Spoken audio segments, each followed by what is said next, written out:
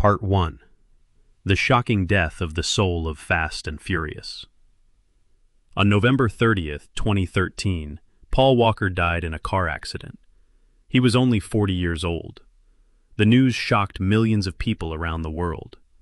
Just hours earlier, he had still been smiling, meeting people, and attending a charity event. He was still one of Hollywood's most recognizable stars, the blue-eyed actor who had become inseparable from high-speed cars, breathtaking action scenes, and the world of Fast and Furious.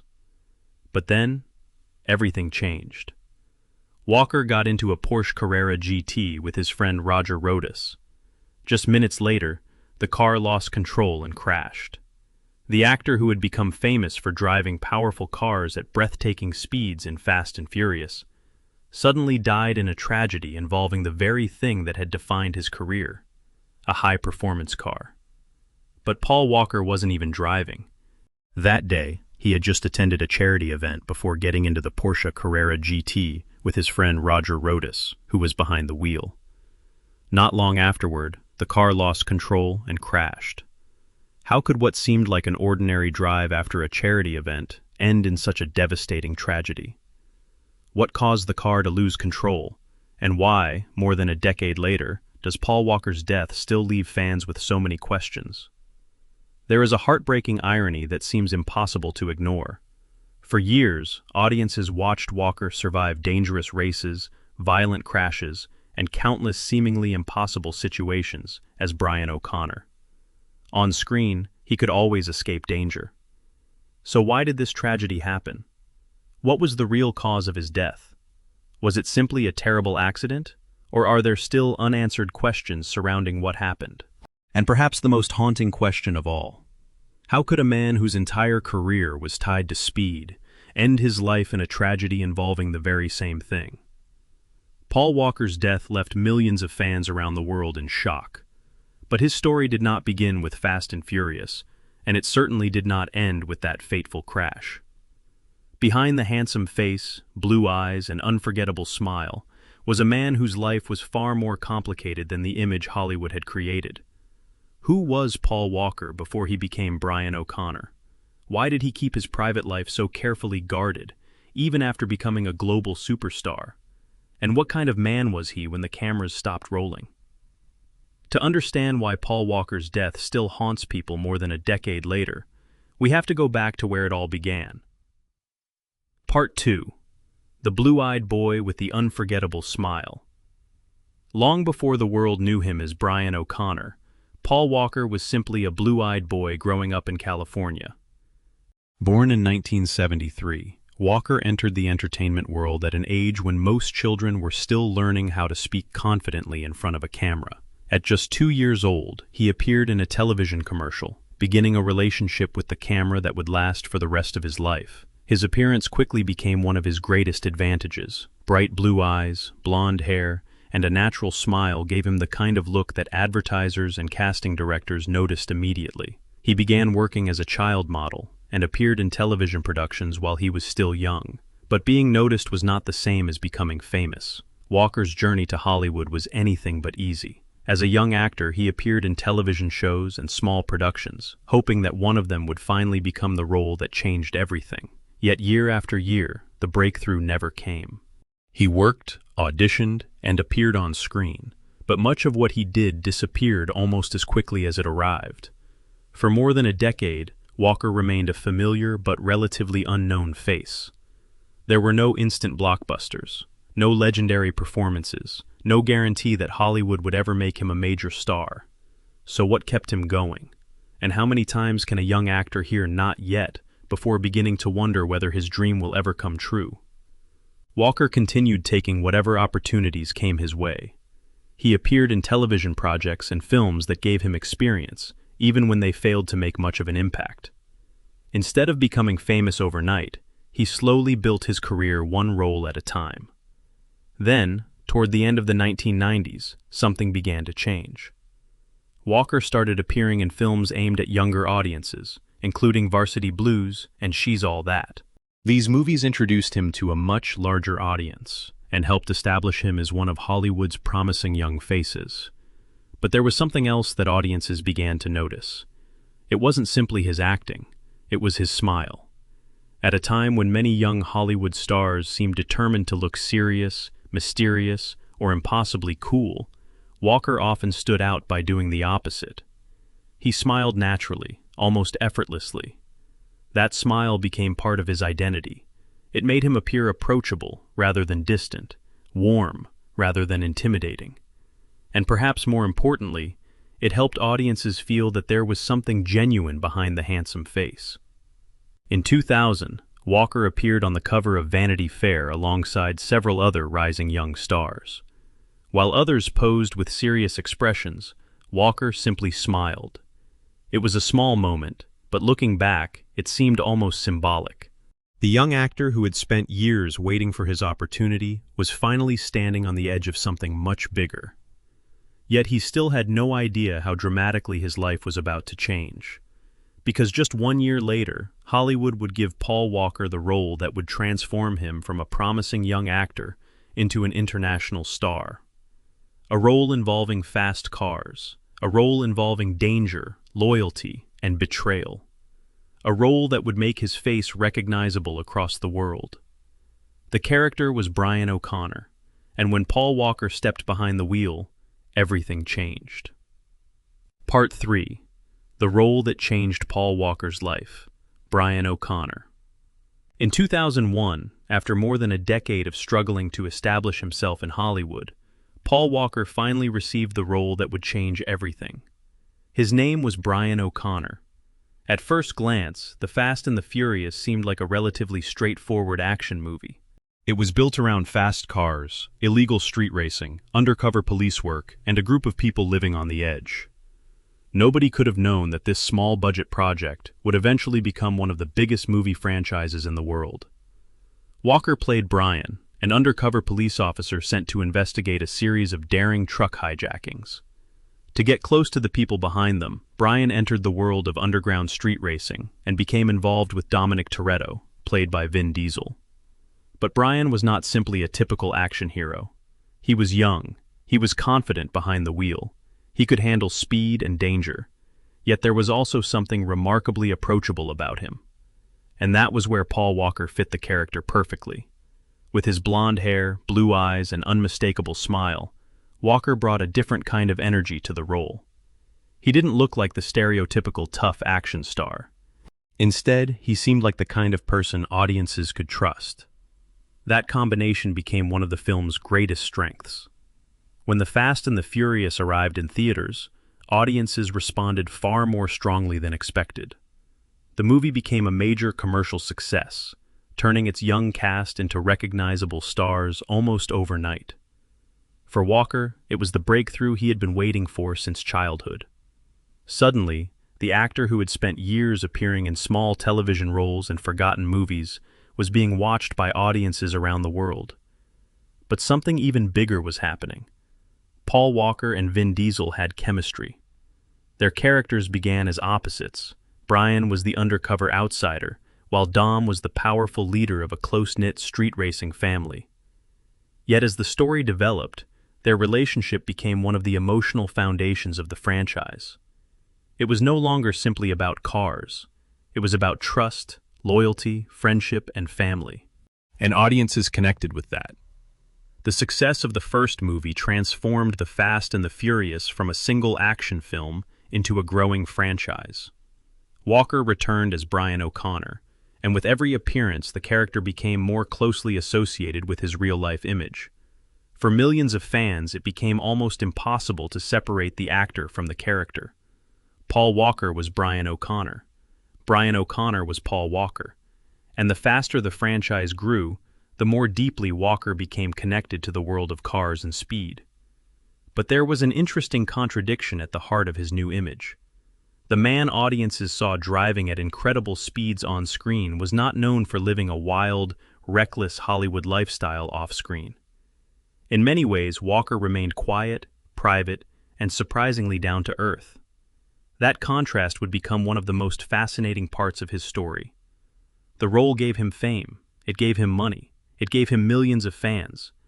But did it give him a lasting career beyond Fast and Furious?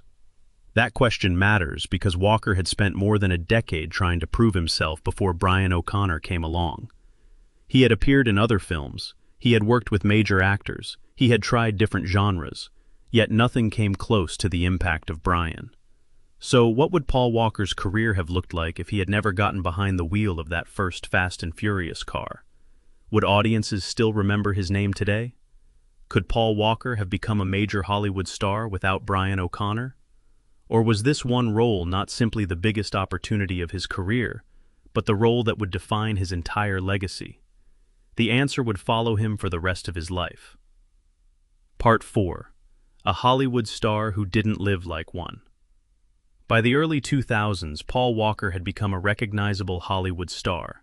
His face was everywhere. His movies were reaching audiences around the world. And his role as Brian O'Connor had turned him into an international celebrity. But there was something unusual about Walker. The bigger he became, the less interested he seemed in living like a typical Hollywood star. While many celebrities were drawn to red carpet events, exclusive parties, nightclubs, and the constant attention of the media, Walker often preferred to stay away from that world. He was known as a relatively private person. He did not seem eager to turn every part of his personal life into a headline. Fame had given him opportunities, but it did not mean that he wanted cameras following him everywhere he went. And perhaps that was one reason his private life remained so mysterious. What was Paul Walker actually like when he wasn't standing in front of a camera? Away from the bright lights of Hollywood, Walker found happiness in much simpler things. He loved the ocean. He enjoyed surfing and spending time near the water. For him, the sea seemed to offer something that Hollywood could not. A place where there were no scripts, no interviews, no red carpets, and no expectations. He once described the feeling of surfing as almost disappearing from the rest of the world. When he was riding a wave, it could feel as though nothing else mattered. That attitude revealed something important about him. Walker did not seem to need constant attention to feel successful. He could be one of the most recognizable actors in the world and still appreciate an ordinary day by the ocean. He also had a deep affection for animals, especially dogs. These interests may sound simple, but they helped create a picture of a man whose happiness did not depend entirely on fame or money. And there was another side of Walker that made his relationship with Hollywood even more complicated. He wasn't particularly interested in surrounding himself with people simply because they were famous. He had seen how quickly the entertainment industry could become overwhelming. He understood that being surrounded by parties, celebrities, and endless social connections did not necessarily mean having meaningful relationships. In fact, Walker once explained that when people encouraged him to go to parties and nightclubs to expand his social circle, he wasn't interested. He didn't want to build relationships simply for the sake of building a larger network. That decision may have helped protect him from some of the pressures that often come with fame, but it also created a mystery. Why would a man who had everything Hollywood could offer deliberately stay away from so much of it? Was he simply shy? Did he dislike celebrity culture? Or did he understand something about fame that other people learned only after it was too late? Whatever the reason, Walker's privacy became one of the most intriguing aspects of his public image. Fans knew his face, they knew his movies, they knew Brian O'Connor, they knew that he loved cars and speed. But how well did they actually know the man behind the character? That question became even more interesting because Walker's on-screen image was almost the opposite of his private personality. As Brian O'Connor, he was surrounded by danger, powerful cars, street racing, and adrenaline. In real life, he often seemed more comfortable near the ocean than under Hollywood spotlights. He could spend time surfing instead of attending another party. He could be surrounded by dogs instead of celebrities. And he seemed to value genuine relationships over superficial connections. Perhaps that was why so many people who knew Walker described him as grounded, despite his fame. But there was still another part of his private life that the public knew very little about. Behind the actor, behind the cars, and behind the Hollywood image was a father who cared deeply about his family. And when that part of Paul Walker's life comes into focus, we begin to understand why he guarded his private world so carefully. Because for Walker, perhaps fame was never the most important thing. The real question was, what mattered to him when nobody was watching? Part 5. The Father Who Put Family Above Fame. Behind the image of Brian O'Connor, the fearless driver, the action hero, and the man who seemed completely at home behind the wheel, there was another side of Paul Walker that audiences rarely saw. He was a father, and for Walker, that role was far more important than Hollywood could ever be. Paul Walker had been in a long-term relationship with Rebecca Soteros, and in 1998 they welcomed a daughter named Meadow. At the time, Walker was still trying to establish himself as an actor. He had not yet become the global star that millions would eventually know. But becoming a father changed the way he looked at life. Walker once admitted that he had been frightened by the idea of becoming a father. He had doubts about whether he would be good at it. Yet as Meadow grew older, she became one of the most important people in his world. And there was something he wanted more than anything else: to give his daughter a normal life. For someone whose face was becoming increasingly recognizable, that was not easy. The public wanted to know everything about Paul Walker. Who was he dating? Where did he live? What did he do when he wasn't filming? But when it came to Meadow, Walker tried to draw a line. He did not want his daughter to become a celebrity simply because her father was famous. He wanted to protect her from the cameras and allow her to grow up away from the constant attention surrounding his career. That decision revealed a completely different side of the actor. On screen, Brian O'Connor was constantly running toward danger. Off-screen, Paul Walker seemed much more concerned with protecting the people he loved. His priorities were not complicated. Fame could disappear, movies could come and go, cars could be replaced, but family was something else. Walker once expressed the idea that what mattered most in life was for the people he loved to be healthy and happy. It was a simple philosophy, but it said a great deal about the man behind the celebrity image. Because by this point, Paul Walker had everything that most aspiring actors dreamed of. He had money, he had worldwide recognition, he had millions of fans, he had become one of the faces of one of Hollywood's most successful franchises. And yet, none of those things could replace the importance of family. This is where the contrast between Walker and Brian O'Connor becomes especially interesting. Brian lived in a world of street races, dangerous missions, explosions, and impossible escapes. Paul Walker's real life seemed much quieter. He enjoyed spending time with people close to him. He loved the ocean. He enjoyed surfing. He cared about animals. And above all, he wanted the people around him to be happy. Perhaps this explains why Walker never seemed completely comfortable with the idea of turning his private life into entertainment. He understood that fame came with a price. The more people knew about him, the less private his life became. So he tried to keep certain parts of himself away from the public. And his relationship with Meadow was one of those parts. To fans, Paul Walker was Brian O'Connor. To Hollywood, he was a successful actor. To millions of viewers, he was the handsome face of Fast and Furious. But to one little girl, he was simply Dad. That distinction matters, because when a celebrity dies, the world often remembers the movies, the awards, the photographs, and the headlines. But families remember something else.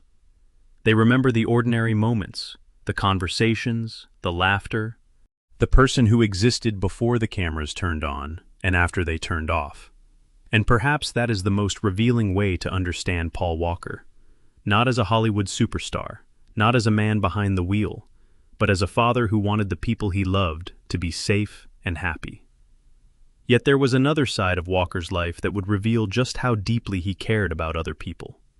He wasn't only protecting his own family, he was also quietly trying to help people he had never even met. And one of those efforts would eventually become part of the legacy he left behind. Part 6.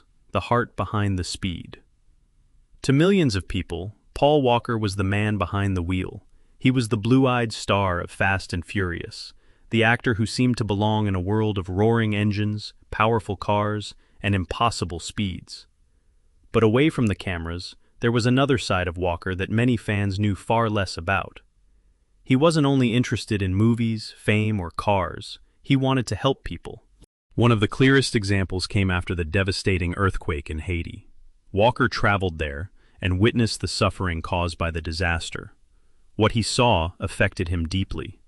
Rather than simply making a donation and moving on, Walker decided that he wanted to create something that could respond when people needed help the most. That idea eventually led to the creation of Reach Out Worldwide, or ROW. The organization was built around a simple but powerful goal: getting help to people affected by natural disasters as quickly as possible. Medical assistance, emergency support, essential supplies, people on the ground who could respond when time mattered most. It was a very different kind of mission from the one audiences associated with Walker on screen. In Fast and Furious, he raced toward danger because the script demanded it. In real life, he was willing to move towards suffering because people needed help. And perhaps that is what makes his humanitarian work so revealing. Walker didn't seem interested in being praised for every good thing he did. In fact, one of the stories about him became famous precisely because he wanted to remain anonymous. During the holiday season in 2004, Walker reportedly visited a jewelry store in Santa Barbara. While there, he noticed a young couple looking at an engagement ring. The woman had fallen in love with one particular ring. But there was a problem. The ring cost around $10,000, far more than the young couple could afford. They eventually left the store without buying it. Walker had watched the entire situation. Then he quietly stepped in. He paid for the ring himself. But he didn't want the couple to know who had done it. He didn't ask for publicity. He didn't want his name attached to the story. He simply asked the store to keep his identity secret. For years, the couple reportedly had no idea who had paid for their ring. Only later did they learn the identity of the mysterious stranger who had made their dream possible. And that detail may be the most important part of the story. Because Paul Walker could easily have turned an act of kindness into a publicity opportunity. He could have allowed cameras to document it. He could have told the story in interviews. But according to the story, he chose not to. Why? Perhaps because, for Walker, helping someone did not need an audience. That is what makes the contrast in his life so striking. On screen, he was a man of speed. Off-screen, he was a man who quietly helped others. The same person audiences watched racing through city streets could spend his private time thinking about disaster victims, families, animals, and ordinary people struggling to make ends meet. And maybe that explains why his death affected so many people so deeply. Fans weren't only mourning an actor. They were mourning a man whose public image was built around excitement, while his private life seemed to be built around something much quieter: compassion. Paul Walker once lived in a world where every camera wanted his attention. Yet some of his most meaningful actions happened when there were no cameras at all. That raises an important question. If Paul Walker had never become famous, would he still have been the same kind of person? Perhaps we can never know. But the legacy he left behind suggests that the man behind the fast cars was much more than a Hollywood action star. And nowhere would that become more important than in the people he considered family, including a friend who would later struggle to continue the journey without him. Part 7. Vin Diesel, Friendship and a Family Beyond Blood. When Paul Walker first met Vin Diesel on the set of The Fast and the Furious, neither of them could have known how deeply their lives would become connected. At first, they were simply two actors working on the same movie. Walker played Brian O'Connor, the undercover police officer who entered Dominic Toretto's world. Diesel played Dom, the tough street racer whose loyalty to his family seemed stronger than anything else. Their characters were very different. Brian was the outsider, Dom was the leader. But as the story developed, something unexpected happened. Their relationship became the emotional heart of the franchise. Brian and Dom started as strangers. Then they became friends. Eventually, they became brothers. And in many ways, that connection reflected what was happening between Walker and Diesel in real life. The two actors became close friends during the making of the films. Their relationship went beyond the usual Hollywood friendship between co-stars. They supported each other, spent time together, and developed a bond that continued away from the cameras. Vin Diesel even became the godfather of Walker's daughter Meadow. That detail says a great deal about how close the two men had become. They were no longer simply actors sharing a franchise. They were part of each other's families, and that is why Walker's death was so devastating for Diesel. When the news arrived in 2013, Diesel wasn't simply losing a co-star. He was losing someone he considered a brother. Suddenly, the future of Fast and Furious became an emotional question. Could the franchise continue without Paul Walker? Should it continue? And if it did, how could anyone make another movie without Brian O'Connor? The production of Furious 7 became especially difficult because Walker had already filmed many scenes before his death, but his story was not complete. The filmmakers faced an impossible problem. They had to finish the movie while respecting the actor who had been at the center of the franchise for more than a decade. Walker's brothers, Caleb and Cody, helped complete some of the remaining scenes. Visual effects were also used to recreate Walker's presence and allow Brian's story to reach its intended conclusion. But this was no longer just about finishing a movie. It was about saying goodbye. Every scene involving Brian carried a different meaning now. Every smile, every conversation, every moment behind the wheel. Audiences knew that the man they were watching was no longer alive, and that changed everything. When Furious 7 was released, fans around the world came to theaters not only to watch another Fast and Furious adventure, but to see Paul Walker one last time. The filmmakers understood that the ending had to be different. It couldn't simply be another action sequence, it had to be a farewell. And then came the moment that would become one of the most emotional scenes in the entire franchise. Brian and Dom drive together one final time before their paths separate. There are no explosions, no enemies, no race to win, just two friends driving side by side. The scene feels less like fiction and more like a message from one friend to another. As Brian disappears down another road, the audience is left with the feeling that this isn't really goodbye. Because how could you say goodbye to someone who had become such an important part of your life? For Vin Diesel, Paul Walker's memory continued beyond the film. For fans, Brian O'Connor became more than a fictional character. He became a symbol of friendship, loyalty, family, and loss. And perhaps that is why the Fast and Furious franchise survived. It was never only about cars. It was about people who chose to become family. Paul Walker was gone, but the bond between Brian and Dom had become part of cinematic history. And as the final images of Furious 7 faded from the screen, millions of viewers were left with one powerful feeling. This wasn't goodbye. Not completely. Because as long as people continued watching those films, remembering that smile, and talking about the man behind Brian O'Connor, Paul Walker would still be there. But the question remained, what would his final legacy look like after the cameras stopped rolling? Part 8. Paul Walker is gone, but Brian O'Connor never truly disappeared. Paul Walker was only 40 years old when his life came to an unexpected end. And that brings us back to the question we asked at the beginning. What can a person leave behind when their life ends far too soon? Paul Walker did not have the longest or most celebrated film career in Hollywood. Outside of the Fast and the Furious franchise, many of his movies never reached the same level of success or recognition.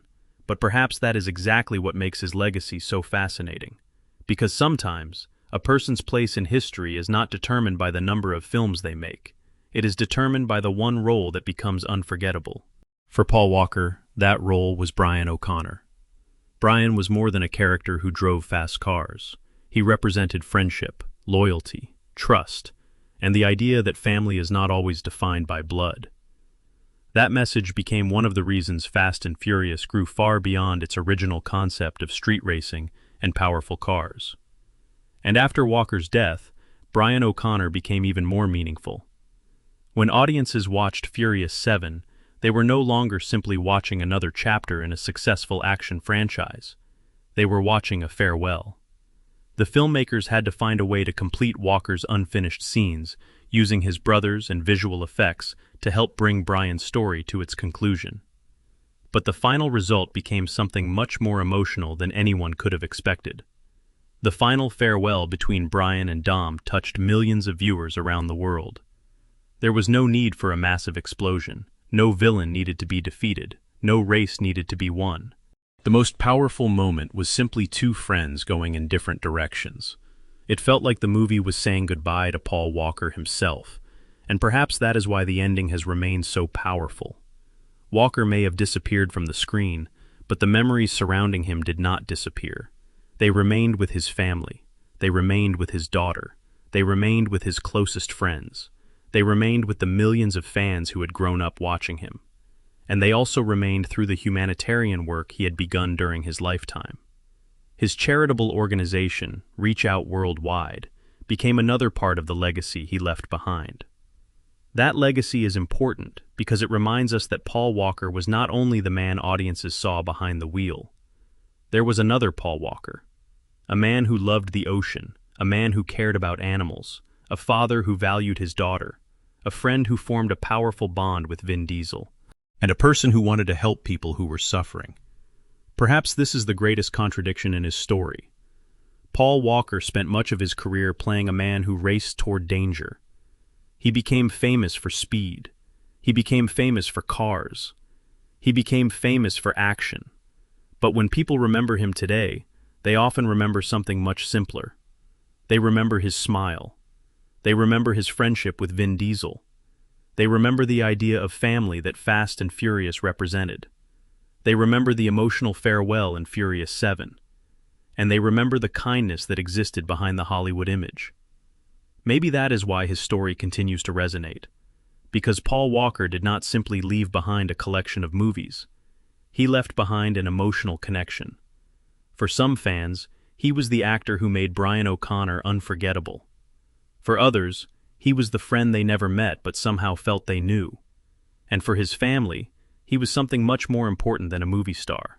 He was simply Paul, a father, a son, a brother, a friend, a man whose life ended far too early, but whose memory continues to travel far beyond the final scene.